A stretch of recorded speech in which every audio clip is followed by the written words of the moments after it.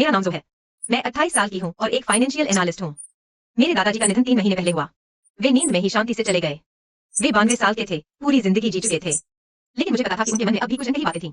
अस्पताल के गलियारे में एक प्लास्टिक की कुर्सी पर बैठी थी। वो कुछ लेकर रही थी। जब नर्स उन्हें बाहर लेकर आई, उनकी उंगलियां हल्की सी खड़की, जैसे वो कुछ पकड़ने की कोशिश कर रहे हों। मैंने उनका हाथ थाम लिया। वो पहले से ही ठंडा था। वो मार्च महीना था। बाहर चंपा के पेड़ आधे खिले हुए थे। हवा उड़ रही थी, आंगन के फर्श पर बिखेर रही थी। अब वो कभी अपनी उंगलियां उसके चारों ओर नहीं लपेट पाएंगे। मेरी परवरिश मेरे दादाजी ने की। जब मैं 7 साल की थी, मेरे माता पिता का तलाक हो गया। माँ कैलिफोर्निया में दूसरी शादी करके चली गईं। पिताजी पीते रहते थे और कभी घर नहीं लौटते थे। दादाजी ने मुझे अपने पास रख लिया और मैं 20 साल उनके साथ रही। उन्होंने मुझे साइकिल चलाना, शतरंज और घुड़दौड़ देखना सिखाया। लेकिन उन्होंने मुझे कभी दाव लगाना नहीं सिखाया। दौड़ देखना देखना है, दाव लगाना हारना है। देखना सीखो, हारना नहीं। जब वो ये कहते थे, उनकी आंखें दूर कहीं कोई सी लगती थीं, जैसे वो कुछ ऐसा देख रहे हो जो मैं नहीं देख सकती। बाद में समझी कि वो खुद को देख रहे थे। उनके जाने के बाद मैं उनका सामान देखने लगी। पुराना घर बड़ा नहीं था। दो कमरे, एक बैठक जो बरसों की चीजों से भरी पड़ी थी। मैंने एक हफ्ते की चिट्ठी और उसमें से रात अलमारी, हर दराज और हर डिब्बा खंगाल डाला। तस्वीरें, पुराने कपड़े, पुरानी चिट्ठियां, हर चीज की अपनी कहानी थी, पर ज्यादातर कहानियां अधूरी थीं। मुझे एक धातु का डिब्बा मिला जिसमें 20 से ज्यादा बटन थे। सारे रंग, सारे साइज। मुझे समझ आया कि उन्हें ये थे। शायद हर बटन किसी कपड़े का हिस्सा था, जो किसी ऐसे इंसान से जुड़ा था जिसे वो भुला नहीं पाए। अलमारी के सबसे ऊपरी ताखे के पीछे मुझे एक मोटा लिफाफा महसूस हुआ। वो पुराना था, नाम से सजा हुआ था। उसके मुंह पर टेप की कई तहें लगी थीं। मैंने इसे खोला, मेरे नाखून से छूट गया और उसे हटाने में मुझे बहुत वक्त लगा। अंदर एक नोटबुक थी। कवर पर 3 शब्द लिखे थे, घुड़दौड़ की डायरी। मैं ठिठक गई। दादाजी जुआ खेलते थे? मैंने उसे खोला। पहले पन्ने पर तारीख थी 12 मार्च 1985। उसमें तारीख थी, घोड़े का नाम, सट्टे की रकम। फिर एक बड़ा शब्द, हारा, दूसरा नाम, हारा, तीसरा नाम, हारा। मैंने 1 दर्जन से ज्यादा पन्ने पलटे। लेकिन सिवाय हाथ थे, कुछ पन्नों पर पानी गिरते थे, शब्द धुले पड़े थे। पता नहीं वो बारिश थी या कुछ और। मैं एक के बाद एक पन्ने पलटती गई, आखिरी पन्ने तक पहुंच गई। आखिरी पन्ने पर बस एक लाइन थी, ना हारा, ना कुछ और। उस पर लिखा था, मैंने उसे मार डाला। उस पन्ने पर मेरा हाथ रुक गया। उसने किसे मारा था? मेरी दादी की मौत तब हुई थी जब पिताजी 12 साल के थे। सबने कहा था कैंसर था, पर जुआरी लिखता है, मैंने मार डाला। उस रात मुझे नींद नहीं आई। मैं दादाजी के स्टडी रूम में बैठी रही। पन्ने के पीछे उंगलियों का दबाव साफ महसूस हो रहा था। पन्ने का पिछला हिस्सा उस दबाव से उभर आया था और मैंने उन खाचों पर अपनी उंगलियां फेरी। मैं दादाजी का गुस्सा, डर महसूस कर सकती थी और सच के करीब पहुंच गई थी। अगले दिन मैं पिताजी के किराए के फ्लैट पर गई। वो शहर के बाहरी इलाके में रहते थे। वाला एक कमरा जहां से कूड़े के ढेर का नजारा दिखता था। गलियारे से हमेशा उबली पत्ता गोभी की बदबू आती थी। जब उन्होंने दरवाजा खोला तो बाल बिखरे हुए थे। दाढ़ी नहीं बनी थी और उनसे शराब की तेज बदबू आ रही थी। उनकी आवाज ऐसी थी जैसे अभी उठे हों, या शायद ऐसी जैसे सोए ही न हो। पिताजी, दादी की मौत कैसे हुई थी? वो दुख नहीं था, वो डर था। वो मुड़े और अंदर चले गए। बिस्तर पर बैठ गए और सिगरेट जला ली। उनके हाथ कांप रहे थे। लाइटर जलाने में उन्हें 3 बार कोशिश करनी पड़ी। मैं दरवाजे पर रही। 2 मिनट का इंतजार किया। राख उनकी पैंट पर गिर रही थी। उन्होंने झाड़ी तक नहीं। आखिरकार बोले, कैंसर। क्या तुम्हें दादाजी के जुए का पता चला? हाँ। घर में कितना नुकसान हुआ? पश्चिम दिशा वाला आपकी परदादी का घर, एक छोटा सा पश्चिमी ओडिया सर, लेगिंस इन पत्थरों को थामे हुए। किसे हारा? सूदखोरों से। उसने पैसे उधार लिए थे और चुका नहीं पाया। उन्होंने कहा, दादी की बीमारी का इस सब से क्या लेना देना था? उसके कंधे हल्के से कांप रहे थे। उसकी आवाज इतनी धीमी थी, मुझे सांस रोकनी पड़ी। बहुत पैसों की जरूरत थी। इलाज के लिए उसने सूदखोरों से पैसे उधार लिए। वो गई नहीं। इसलिए मेरे दादा ने मैंने उसे मार डाला। वह कोई हत्यारा नहीं था। उसे बस ऐसा लगा जैसे उसने अपनी पत्नी को मार डाला। वह घर अब कहाँ है? एक बिल्डर ने उसे खरीद कर एक कॉलोनी बना दी। वह इलाका अब शहर का सबसे महंगा हिस्सा है। वह एक राशि जिसके नाम में कर्ज था। मैंने फैसला किया कि मैं उसे वापस खरीदूंगा। अपने दादा का कर्ज चुकाने के लिए नहीं। मैंने 3 दिन उस जमीन का पूरा मालिकाना हक खंगालने में बिताए। मैं जमीन के रिकॉर्ड के लिए हाउसिंग अथॉरिटी सिस्टम गया। 1987 में मेरे दादा ने वह घर सूदखोरों को दे दिया। 1988 में हंगलॉन्ग ने ट्रूमन बस्ताई रिकॉर्डिंग को तोड़ा। उसे अपनी कोठरी बेचा और हमारे लिए 6 मंजिला डेंटल बिल्डिंग बना दी। बाद में वह बिल्डिंग भी गिरा दी गई। कैसे लिया बनाने हेतु emerald gardens, emerald real estate up finance. उनका एक अधूरा प्रोजेक्ट बैंक के पास भी था, जिसका मतलब था कि शायद वे बातचीत को तैयार हों। मैंने गाने के एसेट विभाग के मैनेजर से मिला। एक अधेड़ उनका बड़ा सोरा और उसका ऑफिस 28वीं मंजिल पर था। उसके ऑफिस में बैठे हुए खिड़कियों से आती धूप मेरी आंखों में चुभ रही थी। मैनेजर लियो, मैं 18 गार्डन रोड वाला प्लॉट खरीदना चाहता हूँ। वो प्रॉपर्टी कंपनी की संपत्ति है, वो बिक्री के लिए नहीं है। अगर मैं इसे खरीदना चाहूँ तो आप कितना ऑफर कर रहे हैं? बाजार भाव 32 मिलियन, लेकिन मुझे किस्तों में भुगतान करना होगा। वह जोर से हंसा, बहुत तेज नहीं लेकिन चुभने वाला। ये जो है, क्या तुम सच में सौदा करने आए हो? 32 मिलियन कोई छोटी रकम नहीं है। तुम क्या करते हो? Financial analyst. मेरी आमदनी नियमित है। मैं कोलेटरल दे सकती हूँ। क्या तुम्हारे पास गिरवी रखने लायक कोई संपत्ति है? मेरे दादाजी का घर, जिसकी कीमत करीब 2 मिलियन है। बहुत कम है, माफ करना, मैं तुम्हारी मदद नहीं कर सकता। मैं हांगकांग टावर से बाहर निकली और नीचे खड़ी हो गई। धूप सीधे मेरे सिर पर बरस रही थी। मैंने 28वीं मंजिल की ओर देखा। कांच की दीवार सफेद रोशनी गिर रही थी। रोशनी में 2 मिलियन, किस्तों में भी। डाउन पेमेंट कम से कम 10 मिलियन होता। मेरे पास नहीं थे, लेकिन मैं हारना नहीं चाहती थी। वापस अपने ऑफिस में मैंने घोषणा किया, ऑब्वियसली सारा जगह सारा कोटे वे कैश फ्लो के लिए बुरी तरह तड़प रहे थे। तभी मुझे एक आइडिया आया। बल्कि एक ऑप्शन खरीदने का था, लेकिन एक विकल्प खरीदने के लिए बाकी रकम अदा करूंगा। अगर वे पैसों के लिए बेताब थे तो शायद मान जाए। मैंने मैनेजर से एक और मुलाकात की। इस बार मैं एक विस्तृत प्रस्ताव लेकर आया। एक्सेल में कैश फ्लो का अनुमान, हर साल का प्रिंट निकाला। मेरी सालाना आमदनी और साइड काम मिलकर इसे कवर कर सकते थे। साथ ही मेरे दादा का घर गिरवी है। लियो ने उसे देखा और काफी देर चुप रहे। उनकी उंगलियां मेज पर थपथपा रही थीं। मैंने थपथपाहट गिनी 1 2 3। 17वीं थपथपाहट पर वे बोले, मुझे ये बोर्ड के सामने रखना होगा, कोई गारंटी नहीं। मैंने 2 महीने इंतजार किया। पूरे समय एक रात भी अच्छी नींद नहीं आई। हर रात सोचता कि मंजूर हो गया तो क्या होगा, नहीं हुआ तो क्या होगा। क्या मैं डिपॉजिट के लिए 20 लाख जुटा पाऊंगा? मेरे पास 20 लाख नहीं थे। मेरे दादा का घर 20 लाख का था, लेकिन वह उनका था, मेरा नहीं। मैं उनका घर बेच नहीं सकता। मैंने अपनी बचत बार बार गिनी 5,50,000। वे मुझे सिर्फ 5 लाख देते। मैं दोस्तों ने कहा मैं पागल हूँ। मैंने अपने पिता से पूछा, उन्होंने कहा कुछ नहीं है और फोन रख दिया। मुझे उनकी तरफ से बोतल गिरने की आवाज सुनाई दी। मैं हार नहीं वाला। उस रात मैंने दादा की डायरी फिर खोली। डेस्क लैंप की रोशनी में आखिरी पंक्ति चमक रही थी। मैंने शब्दों को छुआ, उभरे हुए कागज पर उंगलियां फेरी। फिलिप, उसने पैसों से बढ़कर कुछ खोया था। उसने दादी की जिंदगी खोई थी, परिवार की जड़ें खोई थी। मैं उन जड़ों को हमेशा बाहर नहीं रहने दे सकता था। मैंने अपनी जिंदगी का सबसे साहसी फैसला लिया। अपने दादा का घर गिरवी रख दिया। बैंक ने उसकी कीमत 20 लाख अंक की और कर्ज दे दिया। बैंक ने उसकी कीमत 20 लाख अंक की और कर्ज दे दिया। जैसे ही मैंने डिपॉजिट ट्रांसफर किया, मेरे हाथ कांप रहे थे। हम लोगों के बोर्ड ने इसे मंजूरी दे दी, मैडम। सो बोर्ड ने आपकी केस योजना तैयार की है, लेकिन एक शर्त है। मैडम ने कहा 10 साल के भीतर हर 6 महीने में भुगतान करना होगा। अगर 3 महीने से ज्यादा देरी तो डिपॉजिट जब्त हो जाएगा और संपत्ति हमारे पास वापस आ जाएगी। जिस दिन मैंने कॉन्ट्रैक्ट साइन किया, पेन पकड़ते हुए भी मेरे हाथ कांप रहे थे। मैनेजर लियो मुझे ऐसे देख रहे थे जैसे कुछ समझ नहीं पा रहे हों। सहानुभूति, प्रशंसा, बस सोचा और अपना नाम साइन कर दिया। तीनों अक्षर बदसूरत निकले, क्योंकि मेरा हाथ कांप रहा था। हंग लॉन्ग टावर से बाहर निकलते हुए धूप गर्म थी। मैं सीढ़ियों पर खड़ा रहा और गहरी सांस ली। अब से पज्जर, लोटा पर 32 मिलियन का कर्ज, हर साल 28 मिलियन। मेरी तनख्वाह और साइड काम मिलाकर बस काफी था। लेकिन मैं अजवान नहीं था। ना बीमार पड़ना, ना नौकरी खोना, ना घूमना, ना नए कपड़े। लेकिन मैं था। घर लौटकर मैंने वेडिंग लॉग मेज पर रखा। आखिरी पन्ने पर पलटा और मैंने उसे मार डाला के नीचे। मैंने 2 शब्द लिखे, एक गाली बजाया। मैंने हर महीने भुगतान करना शुरू कर दिया। मैंने हर खर्च में कटौती की जो कर सकता था। कॉफी, बाहर खाना, पुराने कपड़े। सहकर्मी पूछते कि मैं इतना कंजूस क्यों हो रहा हूँ। मैंने कहा मैंने खरीदा है। वे हंसते, सोचते कि यह मजाक है। पहले साल मैंने 280,000 चुकाए, लेकिन हर भुगतान मुझे उस घर के करीब ले जाता। और हर दिन बकाया घटता देखता। 31.7 मिलियन, 30 मिलियन। एक दिन मेरी माँ का फोन आया। उसने बहुत समय से मुझसे संपर्क नहीं किया था। उसने दूसरी शादी कर ली थी और कैलिफोर्निया चली गई थी। उसका नया पति एक वकील था, बड़ा घर, अच्छी गाड़ी। वो अपनी मजाक जिंदगी जी रही थी। फोन पर उसकी आवाज झिझक रही थी जैसे वो सब कह रहे थे कि तुमने घर खरीदा। नहीं, मैं कर्ज चुका रही हूँ। तुम्हारा दिमाग खराब है। 30 लाख धीरे धीरे कैसे चुकाओगी? वो काफी देर चुप रही। दूसरी तरफ से उसकी हल्की पर साफ आवाज सुनाई दी। तुम्हारे दादाजी का कारोबार, तुम्हें दोषी महसूस करने की जरूरत नहीं। गलती उनकी थी, तुम्हारी नहीं। मुझे पता है, पर मैं दोषी नहीं हूँ। मैं बस उन्हें शांति देना चाहती हूँ। तुम समझती नहीं। तुम्हारे दादाजी की कहानी तुम्हारी सोच से कहीं ज्यादा उलझी हुई है। क्या मतलब? दादी की मौत बीमारी से नहीं हुई? वो रुक गई। मैंने उसे पानी का घूंट लेते सुना, एक तेज निकलने की आवाज। कम से कम पूरी तरह से नहीं। माँ, साफ साफ बताओ, मुझसे मिलने आओ। मेरे पास कुछ चीजें हैं जो तुम्हारे दादाजी ने तुम्हारे लिए छोड़ी थी। मैंने कभी हिम्मत नहीं की उन्हें देने की। अगले दिन मैंने छुट्टी ली और कैलिफोर्निया के लिए उड़ान भरी। प्लेन में 11 घंटे। मैं 1 मिनट भी नहीं सोया। बाहर बादल थे और उनके नीचे प्रशांत महासागर। मैं सोच रहा था नहीं, तो क्या प्रशांत भी इतना ही मिला था?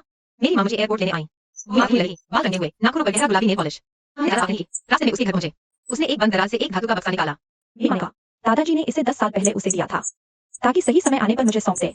उसने कभी हिम्मत नहीं की मुझे देगी, क्योंकि अंदर जो था वो बहुत भारी था। बक्से में एक तस्वीर थी और एक खत। उसका चेहरा नाखूनों से खरोंच कर मिटा दिया गया था। गहरी खरोंचें, पर बच्चे का चेहरा साफ था। वो बच्चा मेरे दादाजी थे। खत में बस एक ही बात थी, लिखावट गुड़दौड़ की डायरी से मेल खाती थी। बिस्तर की डायरी। उसने इतनी जोर से दबाया कि पन्ने का पिछला हिस्सा उभर आया। वाह, वाह। मैं अपनी माँ के बैठक कक्ष में बैठा था और उस पत्र को 1 दर्जन से भी ज्यादा बार पढ़ा। बैठक कक्ष बड़ा था, धूप से झलक रही थी और कागज पर धारियां बना रही थी। मैंने रोशनी की उन्हीं धारियों में दादाजी के शब्द पढ़े। उसे मौत के घाट किसने उतारा? सूदखोर, बिल्डर या खुद मेरे दादाजी? मेरे आंसू फूट पड़े, ऐसे बहने लगे जैसे किसी ने नल खोल दिया हो। वे अस्पताल गए। तुम्हारी दादी के सामने ही वो आग खींच लेंगे और तुम्हारे दादाजी का हाथ काट देंगे। तुम्हारी दादी पहले से ही बहुत बीमार थी, वह सह नहीं पाई। उसी रात वह चल बसी। डॉक्टर ने कहा कि उनकी हालत बिगड़ गई, लेकिन पता है तुम्हारे दादाजी ने क्या कहा? मैंने पत्र से पढ़ लिया। मेरे नाखून कागज में धंस गए। तो जब दादाजी ने लिखा कि मैंने उसे मार डाला, वह सच में मानते थे कि उन्होंने ही उसे मारा है। बाद में उन्होंने छोड़ दिया, लेकिन अपराध बोध कभी नहीं छोड़ पाए। वह 92 साल तक जिए और हर दिन तुम्हारी दादी के बारे में सोचते रहे। उन्होंने कहा कि उनकी जिंदगी का सबसे बड़ा कठिन, फिर वह इस जीवन से विदा हो गए। उन्होंने यह भी कहा कि अगर उन्होंने ऐसा नहीं किया होता। माँ के घर के अतिथि कक्ष में बिस्तर की डायरी पलटते हुए खिड़की से चांदनी आ रही थी और उन सारी खोई हुई रही थी। हर हाल एक बेकार कोशिश थी। उसे अंदर बांटने की कोशिश की, लेकिन कभी नहीं आया। हर बार दांव बढ़ाया और भी बुरी तरह हारा। वह ज्वारी नहीं था, चमड़ा इस्तेमाल से बिल्कुल चिकना हो गया था। वह मेरे दादाजी के हाथों की गर्माहट थी। दादाजी, आपने बहुत संघर्ष किया। आपने वह सब किया जो आप कर सकते थे। अब मैं इसे संभाल लूंगा। कैलिफोर्निया से लौटने के बाद मैं बदल गया। ज्यादा मेहनत नहीं, बल्कि और ठंडा। पहले से कमियों से बातें करता था, दोस्तों के साथ घूमता था। अब मैंने वो सब बंद कर दिया। 14 घंटे रोज, सुबह 7 से रात 9 बजे तक। वीकेंड पर फ्रीलांस काम, निवेश विश्लेषण, इंडस्ट्री रिपोर्ट्स। साथ में पहले साल के 280,000, कुल 7,80,000। 3 करोड़ से अभी भी बहुत दूर, लेकिन उल्टी गिनती के आंकड़े घट रहे थे। मेरे फोन में उल्टी गिनती का ऐप था। हर दिन बकाया घटता देखता था। 2 करोड़ 2 लाख। गूंगे की तरह थी माँ, लेकिन खोंखा भी मंजिल तक पहुंचता है। तीसरा साल मुझे सीनियर एनालिस्ट बना दिया गया। मेरे बॉस ने कहा मैं टीम में सबसे काबिल इंसान हूँ। मैंने कहा क्योंकि मुझे बना था। वो समझा नहीं और मैंने समझाया नहीं। मेरी सैलरी 4 लाख से बढ़कर 6 लाख हो गई। तीसरे साल के आखिर में मैंने 8 लाख चुकाए। कुल 15,80,000। उस रात मैंने हिसाब लगाया। इस रफ्तार से 35 साल और लगेंगे तब मैं 63 का हो जाऊंगा। मैं 35 साल इंतजार नहीं कर सकता था। मुझे कोई तेज रास्ता ढूंढना था। मुझे एक शख्स याद आया, बेंजामिन। वो एक क्लाइंट था, एक निवेशक, चाइनीज अमेरिकन, उम्र 30 के शुरुआत में। उसने देखा कि मैं रोज देर तक रुकता हूँ और समझा कि मैं काम का दीवाना हूँ। एक दिन ब्रेक रूम में उसने मुझसे पूछा, जो क्या तुम्हें कभी ब्रेक की जरूरत नहीं होती? मुझे पैसे चाहिए। शायद वो मेरी मदद कर सकता था। अगले दिन मैंने बेंजामिन के साथ कॉफी मीटिंग रखी। हमने ऑफिस के पास एक छोटा सा कैफे चुना। छोटा था पर कॉफी बढ़िया थी। उसने कैजुअल कपड़े पहने थे पर उसकी घड़ी महंगी थी और मैंने वो ब्रांड पहचान लिया। उसने सुना और काफी देर तक चुप रहा। उसके हाथ हिलाना बंद करते थे। चम्मच हल्की सी खनक के साथ किनारे पर टिकी थी। तुम ये सब अकेले झेल रही हो। तुम पागल हो। बहुत लोग ऐसा कहते हैं। वो हंसा नहीं। उसने मुझे देखा। उसकी आंखें गहरी भूरी थी। वो लगी, मैं मदद करता हूँ। इन लोगों में मेरी जान पहचान है। शायद मैं तुम्हें बेहतर रेट ला सकूं या फिर मैं तुम्हें पैसे उधार दे सकता हूं। मैं किसी का एहसान नहीं लेना चाहती। ये एहसान नहीं है, ये एक निवेश है। तुम निवेश करना फायदेमंद है। फिर भी मैंने उसे मना कर दिया। लेकिन अगले दिन उसने मुझे एक फाइल भेजी। हेंगलोंग की वित्तीय स्थिति का उसका विश्लेषण। चार्ट बहुत सुंदर थे, आंकड़े पूरी तरह से थे। उसने कहा कि वो बकाया राशि एक मुश्त चुका देते हैं। एक मुश्त भुगतान। मैंने तो इसके बारे में सोचने की हिम्मत भी नहीं की थी। लेकिन उसकी बात में दम था। अगर मैं पैसे उधार ले सकूं और एक साथ सब चुका दूं, तो ब्याज में बचत और छूट मिलाकर करीब 1-2 साल की तनख्वाह के बराबर हो सकता है। मैंने इस संभावना पर गंभीरता से सोचना शुरू कर दिया। बेंजामिन ने कहा कि वह निवेशक ढूंढने में मेरी मदद कर सकता है। मैं मान गया। बेंजामिन ने क्राउड फंडिंग पेज बनाने में मेरी मदद की। शीर्षक था, सही बैकग्राउंड, काला टेक्स्ट। मेरे दादाजी को गाइड था। मेरे दादाजी को गाइड था। मुझे कुछ उम्मीद नहीं थी। एक हफ्ते बाद, जबकि मुझे 20 लाख चाहिए थे, मैं बेचैन होने लगा। नींद आई, बारिश बेच रहा, लेकिन संख्या मुझसे कोई और हुई। क्राउडफंडिंग में वक्त और किस्मत दोनों चाहिए। हमें कोई और रास्ता सोचना होगा। मैंने तरीका आया। Social media post, media outlet, daily फोगेटी। मेरी उम्मीद एक मोमबत्ती की तरह थी जो धीरे धीरे बुझ रही थी। बेंजामिन को ऑप्शंस और एंजल मनी नहीं मिली और कहा कि पहले 100 के रोकियों की बेचने ने मना कर दिया था। लेकिन वो रहा, मैं ये दया से नहीं कर रहा। मुझे तो भरोसा है। मैंने लिया और उसे अपनी नोटबुक में लिख लिया कि ब्याज मेरे बैंक रेट पर लगेगा। बाद में उसने मुझे एक छोटी फाउंडेशन से जोड़ा। वो दाम को मैच करने के लिए राजी हो गए। हमने मुश्किल से 800,000 जोड़े। लोग तुम्हारे काम में पैसा लगाना चाहिए। मैं इरादे से नहीं कर रही, लेकिन उस रात मैंने फिर से घुड़दौड़ की डायरी खोली और दादा द्वारा लिखी हर हार को देखा। वो उस वक्त मदद मांगने से बहुत डरता था और उसी डर ने उसे तबाह कर दिया। मैं उसकी गलती नहीं दोहरा सकती थी। अभी भी 20 लाख में से 12 लाख कम थे। मैंने दाम फीस दूसरा कर दिया। अपने दादा के घर पर 20 लाख की सबसे बड़ी जमा राशि के लिए। फीस नहीं, बल्कि हर सहारे को तब तक पकड़कर जब तक मेरे हाथों से खून न बहने लगे। बेंजामिन मेरी जिंदगी का बहुत अहम इंसान बन गया। बॉयफ्रेंड नहीं, कम से कम अभी तक नहीं। वो मेरे पार्टनर जैसा था। मैं वो कोई मेरी था और मुझे लिए था। उसने मेरे पैसों को संभालने में मदद की। ये तो है। 5वें साल 25 लाख भारी ब्याज के साथ। फिर बची रकम खत्म हो गई। अब अस्थमा नहीं था, लेकिन मेरा शरीर अब विद्रोह करने लगा। एक रात मैं ऑफिस में देर तक काम कर रही थी जब मेरे सीने में दर्द उठने लगा। जैसे मैं सांस नहीं ले रही थी। मेरे माथे पर ठंडा पसीना आ गया। मेरे साथी मुझे तुरंत अस्पताल ले गए। इमरजेंसी इलाज आंखें चौंक देने वाली सही थी। डॉक्टर ने कहा कि यह थकान से हुई अनियमित दिल की धड़कन है। मुझे एक हफ्ते के आराम की जरूरत थी। मैं आराम नहीं कर सकती। मुझ पर अभी कर्ज बाकी था। छठा साल एक निर्णायक मोड़ था। हंगलोंग को नए निवेशक मिल गए। उनकी नकदी की तंगी कुछ कम हुई। मैनेजर लू ने मुझे फोन करके कहा, मिस जो, अगर आप अभी पूरी बकाया रकम एक साथ चुका सकती हैं, तो मैं आपको 20% की छूट दे सकता हूँ। इस बचत से 3 साल की किस्तें पूरी हो जाती। मुझे चुकाया था, मूलधन और ब्याज मिलाकर। वह अब भी 23 मिलियन था। 20% के बाद 8 मिलियन। लेकिन मेरे पास उस वक्त 20 लाख से भी कम थे। मैं फाइनेंस में मदद करूंगा। ब्रिज लोन की ब्याज दरें बहुत ऊंची थी। लेकिन हिसाब से कहीं बेहतर। मैंने दांत पीसकर हामी भर दी। 3 महीने के लिए 16 मिलियन, 4 लाख ब्याज। जैसे मेरे हाथ में आए, मैंने सिर्फ हंगलोंग को असर दिए। जब मैंने 7 अंकों की वह रकम टाइप की, मेरी उंगलियां कीबोर्ड के ऊपर 3 सेकंड तक चिपकी रहीं। वह रकम अनगिनत रातों की नींद हराम करके जुटाई थी। होने वाले से और उन वीकेंड से जिनमें जरा भी सामाजिक जिंदगी नहीं थी। अब वो घर तुम्हारा है। उसकी आवाज आई, मेरे फोन की स्क्रीन पर दस्तावेज। दूर से फिर भी पास, आंसू बह निकले, रोना नहीं, सिस किया। दादाजी के लिए, दादी के लिए, अपने लिए। 6 साल लग गए, लेकिन आखिरकार मैंने वह घर वापस खरीद ही लिया। वापस खरीदा नहीं, उसे चुराया है। दादाजी के अपराधों को चुराया, हमारे परिवार की जड़ों को चुराया। उस रात मैं संपत्ति के स्वामित्व वाला दस्तावेज अपने दादाजी की कब्र पर ले गई। श्मशान घाट बिल्कुल सुनसान था। एक शब्द, जड़ें फिर से अपनी मिट्टी में है। दादाजी, घर वापस आ गया है। अब आप चैन से आराम कर सकते हैं। हवा चली, रात काले पंछियों की तरह उड़ने लगी। एक एक करके रात के आसमान में मैं जेड गार्डन नंबर 18 ढूंढ रहा था। डेवलपर ने पुरानी इमारत को 90 के दशक में गिराकर नई बना दी थी, लेकिन आंगन का पीपल का पेड़ आज भी वही था। वह मेरी याद से कहीं ज्यादा मोटा और ऊंचा था। नहीं, मुझे तो याद नहीं था।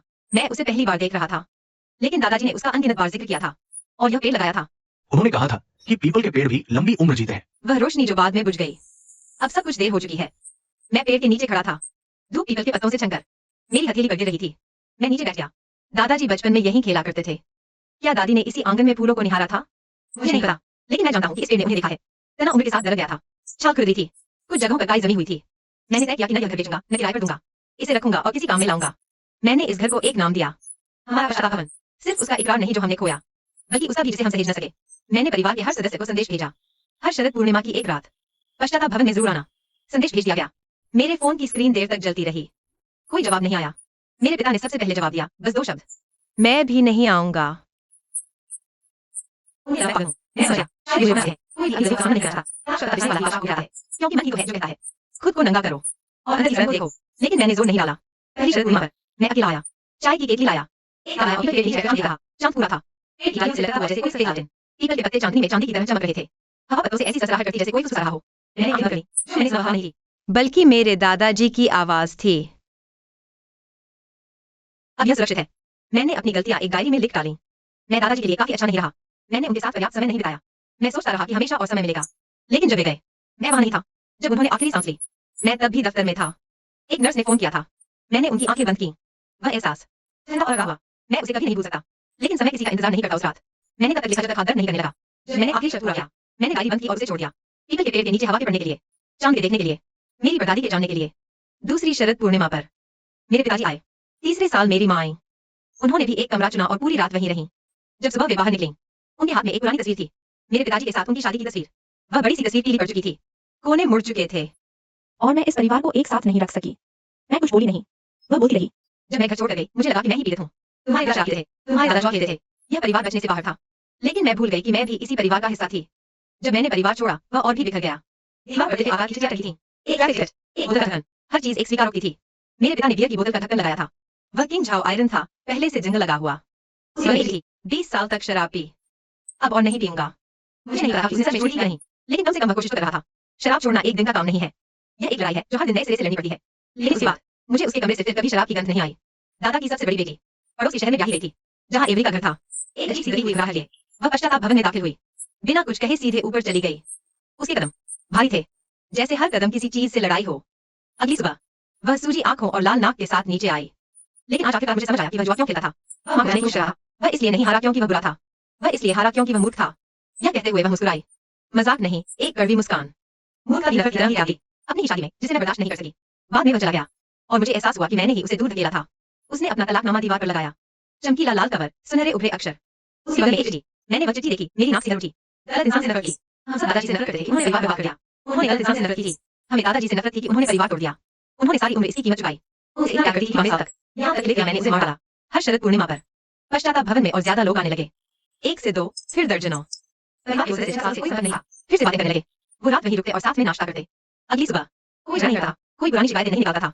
वो बस साथ बैठते, चाय पीते और मैच देखते। उन्होंने बस बहुत ज्यादा प्यार किया था। मैं पहले अपनी हार का दोष बदकिस्मती को देता था, लेकिन असल में मैं बस एक कायर था। मेरे पिता खिड़की के पास खड़े थे, आंगन में लगे पीपल के पेड़ को देख रहे थे। उनकी पीठ झुकी हुई थी। मैं इधर उधर इसलिए था क्योंकि मुझे अपनी नाकाबिलियत से नफरत थी। अब मुझे नफरत नहीं रही। नफरत बस इंसान को और पीने पर मजबूर कर देती है। ये घर पर दादी से दादाजी को, दादाजी से पिता को, पिता से मुझे मिला। 4 पीढ़ियां, 100 साल, दरारें पड़ी पर टूटा नहीं, कभी गिरा भी नहीं। उस पीपल के पेड़ की तरह हवाएं 100 सालों से चल रही थी, और वो आज भी खड़ा था। पीपल के पेड़ बहुत सहनशील होते हैं, वो हजारों साल जी सकते हैं। ये पेड़ अभी भी जवान था। ये हमारी अगली पीढ़ी को भी देखेगा, और उसके बाद वाली को भी। 6ठे साल बेंजामिन ने प्रपोज किया, किसी रेस्टोरेंट में नहीं, किसी सिनेमा हॉल में नहीं, पश्चाताप भवन के आंगन में, पीपल के पेड़ के नीचे। पतझड़ का मौसम था, पीपल के पत्ते सुनहरे थे। वो घुटनों के बल बैठा, हाथ में अंगूठी लिए। जोई, तुम कर्ज नहीं चुका रही हो, तुम एक घर बना रही हो, मैं वो घर तुम्हारे साथ बनाना चाहता हूँ। मैं रो पड़ी। बेंजामिन कोई परफेक्ट इंसान नहीं था। मुझे उसकी सारी कमियां पता थी। उसे खाना बनाना नहीं आता, वो ज़लील था, वो अपनी भावनाएं जाहिर करने में अच्छा नहीं था। लेकिन उसने कभी मुझे बदलने की कोशिश नहीं की।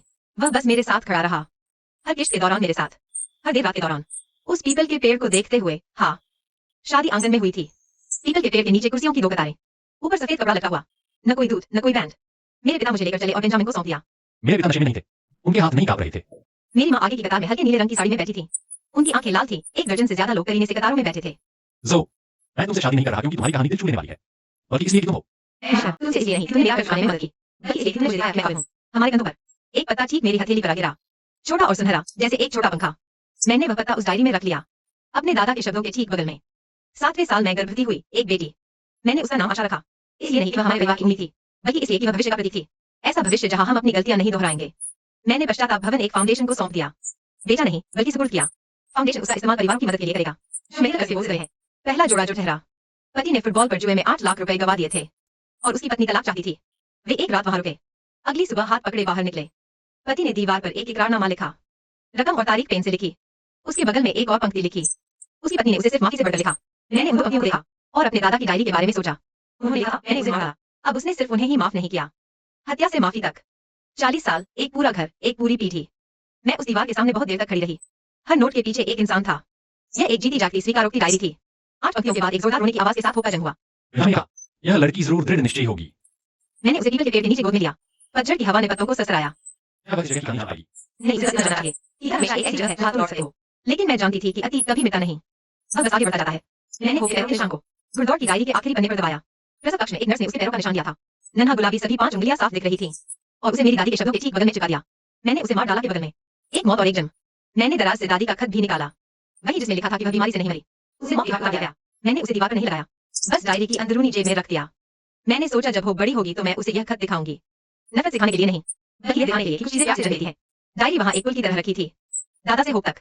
काश तुम्हारे दादा उसे देख पाते। वह देख रहे हैं, वह हमेशा से देखते आए हैं। पीपल के पत्ते जलाते हुए, पैरों का निशान मानो इस परिवार की तरह। तमाम तूफानों के बाद भी अड़िग खड़ा है। जब वो 1 साल की हुई तो मेरे पिता ने आखिरकार शराब छोड़ दी। उसने कहा कि यह पश्चाताप भवन की वजह से हुआ। उसे एहसास हुआ कि वह अपनी बेटी से नफरत नहीं करता था, बल्कि इस बात से कि उसमें कभी चीजों का सामना करने की हिम्मत नहीं थी। अब वह करता है, वह हफ्ते में एक बार एयर मीटिंग में जाने लगा, बिना चुके। साइंस का नाम ले लिया और आखिरी साल तक उन्हें चाहिए। कितने दिनों से वे साफ थे। मेरा नाम डेविड है। मैंने 23 साल शराब पी और 360 दिनों से साफ हूँ। सबने तालियां बजाई मुस्कुराते हुए। उसे मुस्कुराते हुए काफी समय हो गया था। उसके दांत थोड़े पीले थे लेकिन उसकी मुस्कान सच्ची थी। मेरी मां भी बदल गई। वो कैलिफोर्निया से महीने में एक बार उड़ान भरकर आने लगी। पश्चाताप भवन में ठहरती। उन्होंने दीवार पर एक बोर्डिंग पास लगाया, नीला, जिस पर तारीख और फ्लाइट नंबर लिखा था। उसके बगल में एक नोट, 2800 किलोमीटर। मुझे वापस उड़कर आने में 7 साल लग गए। मेरी किताब छप गई। शीर्षक गुड़दौड़ की डायरी नहीं था, बल्कि पश्चाताप भवन था। मेरी आत्मकथा नहीं, बल्कि उन लोगों की जो पश्चाताप भवन में रुके थे। हर चिट्ठी एक कहानी थी, हर कहानी एक दर्द। उन सब मुझे आला, कुछ स्टिकी नोट्स पर, कुछ नैपकिन पर, कुछ मेडिकल रिकॉर्ड की पीठ पर। मेरे माँ और पिता ने दोबारा शादी कर ली। कोई समारोह नहीं, बस पीपल के पेड़ के नीचे। मेरे चाचा चाची सब आए। सब हंस रहे थे और रो रहे थे। मेरी माँ ने सफेद ड्रेस पहनी थी जो उन्होंने अभी खरीदी थी। मेरे पिता ने अपनी एकमात्र साफ कमीज पहनी थी, सफेद। और थोड़ा पीला पड़ गया था लेकिन कहीं से इसलिए क्या हुआ था। जब पीपल के पत्ते गिर रहे थे, उन्होंने अंगूठियां बदली। मेरी माँ ने उन्हें इतने सालों से संभाल कर रखा था। हवा चली और पत्ते उनके कंधों पर जा गिरे। मेरे भाई ने कहा यह दादाजी का आशीर्वाद था।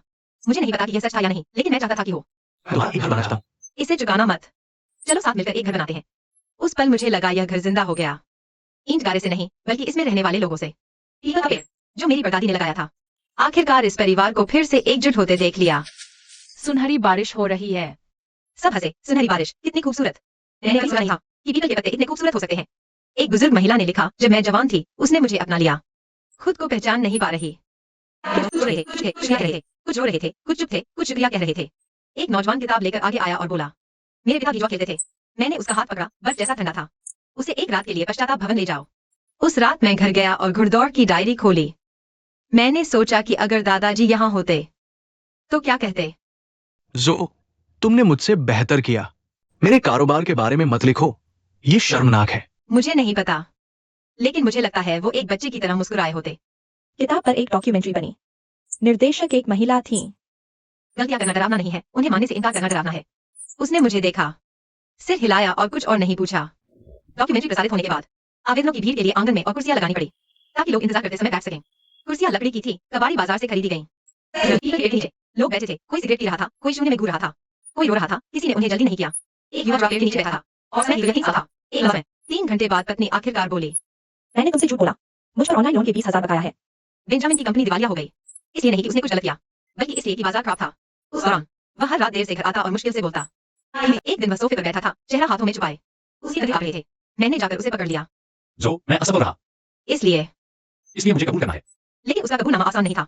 दिवालियापन के बाद का पहला महीना उसने पागलों की तरह बायोडाटा भेजे। 1 दर्जन से ज्यादा इंटरव्यू दिए, पहले से बहुत कम मिले। वह खुद पर शक करने लगा। रात को नींद नहीं आई थी, दिन में घर से निकलने का मन नहीं करता था। शायद मैं निवेश के लिए ही नहीं बना था। एक दिन मैंने उसे ऐसे देखा जैसे आईना देख रही हूँ। वो कुछ साल पहले मेरी कहानी थी। वो अकेले पश्चाताप भवन गया, इसलिए नहीं कि मैंने उसे कहा था, बल्कि इसलिए कि उसने कुछ ना। वो एक रात वहां रुका, न फोन न कंप्यूटर। अगली सुबह लाल आंखों के साथ बाहर आया, लेकिन उसके होठों के कोने उठे हुए थे। मैं समझ गया मैं गलत राह पर चल रहा था। ये रास्ता काम नहीं करता तो दूसरा अपनाऊंगा। उसने कंपनी डिसॉल्यूशन का सर्टिफिकेट दीवार पर टांग दिया। पति इतनी देर चुप था। मुझे लगा वो कुछ नहीं कहेगा, फिर उसने कहा, मुझे पता है और मैं तुम्हें दोष नहीं देता। मैं बस इंतजार कर रहा था कि तुम खुद मुझे बताओ। उन्होंने एक दूसरे को गले लगाया और इतनी जोर से रोए कि पेड़ से पंछी उड़ गए। मैं खिड़की के पास खड़ा उन्हें देखता रहा और अचानक अपने दादा की बात का मतलब समझ गया। मैं तुम्हें दोष नहीं देता, मैंने उसे दोष नहीं दिया। हमने साथ मिलकर कर्ज चुकाया। मैंने दादा का पुराना घर बेच दिया और उसका कुछ हिस्सा चुरा लिया। पुराना घर खाली था लेकिन जड़ें बाकी थीं। मेरे दादा की डायरियां चमराती थीं। पीपल का पेड़ अभी वही था। हम पश्चाताप भवन में रहने चले गए इसलिए नहीं कि हमारे पास पैसे थे, बल्कि इसलिए कि वो वैसे भी खाली पड़ा था। उम्मीद आंगन में दौड़ सकती थी, पीपल के पेड़ के नीचे पत्ते बीन सकती थी। मम्मा, ये पेड़ इतना बड़ा क्यों है? क्योंकि ये बहुत लंबे समय से जी रहा है। तो मैं भी बहुत लंबा जीना चाहती हूँ। मुझे उस बुजुर्ग महिला का खत मिला जिसने 5 मिलियन दान किए थे उसके वकील के जरिए। लिफाफा सफेद था, मेरा नाम ब्रश पेन से लिखा था। हम सब किसी न किसी के लिए जी रहे हैं और ये ठीक है। मैंने खत हाथ में पकड़ा, पीपल के पेड़ के नीचे बैठकर रोया। दुख से नहीं बल्कि इसलिए कि कोई मुझे समझ गया। मेरे दादा की तरह वो चले गए लेकिन उनके शब्द बाकी है। वो डायरी ही उनका मुझे लिखा खत है। उन सब के लिए जो अपनी गलती कबूल करते हैं। मैंने अपनी परदादी की तस्वीर पश्चाताप भवन के बैठक कक्ष में टांगी। तस्वीर ब्लैक एंड व्हाइट थी, हल्की सी मुस्कान के साथ। मैं सोच रहा, अगर उसे पता चलता कि उसका घर पश्चाताप भवन बन गया है तो वो क्या सोचती? शायद वो अपनी परपोती पर हंसती, जिसे उसका घर दोबारा ढूंढने में 30 साल से ज्यादा लग गए। लेकिन चलो, अब से बंद हो गया। मैंने फोटो के पास गुलदाउदी के फूल रखे जो उसकी जिंदगी भर की पसंदीदा फूल थे। गुलदाउदी की खुशबू बहुत तेज थी, पूरे लिविंग रूम में महक फैल गई थी। होप ने किंडरगार्टन शुरू किया। टीचर ने बच्चों से कहा कि वो अपने परिवार का चित्र बनाए। उसने एक पेड़ बनाया, एक घर और 5 लोग। पेड़ हरा और घना था, उसकी छतरी आधे कागज को ढक रही थी। घर की चिमनी से धुआं निकल रहा था। ये दादाजी है, ये पापा है, ये मम्मी है और ये मैं हूँ। दादाजी अब नहीं रहे। नहीं, वो है। वो पेड़ में है, जब हवा चलती है तो वो वहीं होते हैं। मैं सब रह गई। ये बात समझने में मुझे 30 साल लग गए। उसने 3 साल की उम्र में ही समझ लिया। उस रात मैंने होप की ड्राइंग को घुड़दौड़ की डायरी के पास रख दिया। दादाजी होप मिले। मैंने अपनी दादी का खत भी अंदर की जेब से निकाला। बहुत देर तक उसे देखती रही। मैंने उसकी एक फोटो खींचकर सोशल मीडिया पर डाल दी। बहुतों ने लाइक और कमेंट किए। एक कमेंट पर मैं बहुत देर तक रुकी रही। मैंने उस कमेंट को लाइक किया। मेरे पिता बीमार पड़ गए। कोई गंभीर बात नहीं, बस उम्र हो गई है, 68 साल, हाई ब्लड प्रेशर, घुटनों में दर्द। यहाँ की हवा अच्छी है, आरामदायक। मैं शायद यहीं रह जाऊं। मैं छोटा तो तुम्हारे दादाजी से नफरत करता था। घर गंवाने के लिए उनसे नफरत, क्योंकि मेरी माँ को बचाने के लिए उनके पास पैसे नहीं थे। अब नहीं करता। उन्होंने मुझसे कई ज्यादा मुश्किलें झेली। मैंने चुपचाप उनका हाथ पकड़ लिया। उनके नाखून छोटे कटे हुए थे, जिंको के पत्ते उसके सफेद बालों पर गिरे। उसने अब और नहीं पी। उसके हाथ नहीं कांपे, लेकिन वह बहुत बूढ़ा हो गया था। उसकी पीठ और झुक गई, उसके कदम धीमे हो गए। फिर भी चल सकता है। यह हार मानना नहीं है, यह उम्र को स्वीकार करना है। तेरी परदादी, हाँ, इसने बहुत से लोगों को देखा है। इसे उम्मीद भी देखनी चाहिए ताकि वो जान सके कि ये परिवार उससे शुरू नहीं हुआ और उस पर खत्म नहीं होगा। मेरी कंपनी पब्लिक हुई, इसलिए नहीं मैं होशियार हूँ, बल्कि इसलिए कि बाजार सुधर गया। मैंने कुछ शेयर दान किए, पश्चाताप भवन फाउंडेशन को, ज्यादा नहीं, लेकिन इतने काफी कि दर्जनों परिवारों की मदद हो सके। क्योंकि इस घर ने मेरा परिवार बचाया। एक नई पत्रकार मुझसे इंटरव्यू करने आई। वह अभी अभी पत्रकारिता स्कूल से निकली थी। क्या तुम्हें उसका पता है? इतना सारा कर सिर्फ एक घर खरीदने के लिए। एक जवान लड़की ने मुझे फाउंडेशन के जरिए ढूंढा। उसने कहा उसके पिता भी घुड़दौड़ पर जुआ खेलते थे। हार गए, परिवार हार गए, सब कुछ हार गए। क्या मुझे उससे नफरत करनी चाहिए? तुम उससे नफरत कर सकती हो, लेकिन नफरत खत्म करने के बाद एक काम करना, उसने पूछा क्या? खुद को माफ कर देना। मैंने घर नहीं खरीदा, मैंने अपने दादा की इस्त वापस खरीदी। वह रुकी, फिर अपनी नोटबुक में बेझिझक लिखने लगी। लेख प्रकाश होने के बाद उसे खूब शेयर किया गया। एक अजनबी ने कमेंट किया। मैं बहुत देर तक उस कमेंट को देखता रहा, लेकिन कुछ पुकारें बहुत देर से लगाई जाती हैं। आशा 7 साल की हुई और स्कूल जाने लगी। टीचर ने एक निबंध लिखने को दिया, मेरे परिवार की कहानी। टीचर ने उसे पूरे नंबर दिए। उसने मुझे दिखाया। मैंने 3 बार पढ़ा और हर बार रोया। तुम बहुत भावुक हो। मैं बहुत खुश हूँ। खुशी क्या है? 30 साल की मुझसे पूछो तो वो थी promotion, designer bag, Michelin star restaurant. 30 साल की मुझसे पूछो तो वो थी आखिरी किस्त चुकाना, काउंटर के नीचे छुपकर निबंध लिखते देखना, सपनों की पढ़ाई करना, शराब नहीं पीना, एंड्रयू का किचन में कॉफी बनाना और उसकी खुशबू का पूरे आंगन में फैल जाना, और मेरी माँ का बगीचे में अपने पसंदीदा गुलाब के फूल खिलाना। खुशी यही पेड़ है, यह घर, ये लोग। वो समझी नहीं। मैंने दादाजी की घुड़दौड़ की डायरी निकाली, आखिरी पन्ना पलटा और उसे वो शब्द दिखाए। ऐसा यही लिखा था मेरे दादाजी ने। मुझे 10 साल लगे उन शब्दों को बदलने में कि मैंने उसे बचाया। तुम भी कर सकती हो। मैंने उसे पास लाए जैसे दादाजी मेरे सहाया करते थे। मैंने ऑनलाइन पोनीटेल में बंधे हुए जब हो गई उसने दीवार पर एक चिट्ठी चिपकाई। मैंने उसे माफ कर दिया, कोई नाम नहीं, लेकिन वो जानती थी और पेड़ भी जानता था। मेरे दादाजी की घुड़दौड़ की डायरी को एक संग्रहालय ने ले लिया, इसलिए नहीं कि वो कीमती थी, बल्कि इसलिए कि उसमें दर्ज था एक आम इंसान का सबसे सच्चा संघर्ष। मैं शीशे की अलमारी के सामने खड़ा था। शीशा मोटा था, एक बल्ब की रोशनी उन पीले पर्चे के पन्नों पर पड़ रही थी जो मैंने संभाल कर रखे थे। म्यूजियम ने वह नोट प्रदर्शित नहीं किया, लेकिन उन्हें जज कहा। उन्होंने कहा, ये इस्लामी जवाब है, यह किसने लिखा था? लीला नाम के एक आदमी ने उसने घुड़दौड़ पर जुआ खेला ताकि अपनी पत्नी का इलाज करा सके और अपना घर गंवा बैठा। उसकी पोती ने बाद में उसे वापस खरीद लिया। अच्छी कहानी है। यह सही है। मैं वहीं खड़ी रही, धूप कांच के गुंबद से छनकर उस नोटबुक पर पड़ रही थी। उसके दांत सफेद थे और वह एक बच्चे की तरह हंसा। बेंजामिन ने एक नया काम शुरू किया, इस बार निवेश नहीं। बच्चों को अपनी गलतियां मानना सिखाना। उन्हें सिखाने से ज्यादा जरूरी है। मैंने कहा उसने निश्चय केंद्र के लिए पश्चाताप भवन नाम रखा। कोई फीस नहीं, बस एक वादा। हर बच्चे को अपने माता पिता को साथ लाना होता था। अगले सत्र में 5 परिवार आए, जिसमें बच्चे अपनी हुई एक चित्र बनाने का है।